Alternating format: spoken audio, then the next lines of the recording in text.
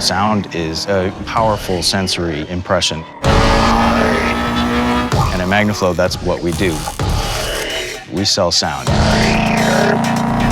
We're here at MagnaFlow Tech Center. And this is basically the facility that starts as all of our ideas and translates everything into real finished product. DreamWorks reached out to MagnaFlow looking for a partner that could provide great sound in the movie. We got a chance to play with every car in the movie. Whether it was the Koenigsegg, the Bugattis, the muscle cars, the Beast, even the GT500. MagnaFlow is thrilled to be involved with the hero car, the Mustang. It's obviously the centerpiece. It does some of the coolest stunts. It's got an amazing sound. We will develop very specific mufflers and flow-through technology that uses all the engineering that we do here to make sure that the car sounds as evocative as possible.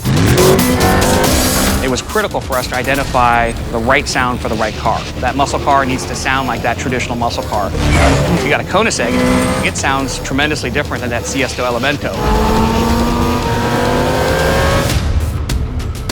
Dyno testing is a method of validation of horsepower. We're in the business of making more of it, so we have to have a baseline to understand where we're starting and where we're finishing. The Hero Mustang, one of the key attributes of that car is the 5.8-liter supercharged 550 horsepower motor. We've got to accentuate that and, of course, create the right sound for it. So one of those critical elements was, of course, putting it on the dyno, putting a load on that car to really see what we can get for a sound.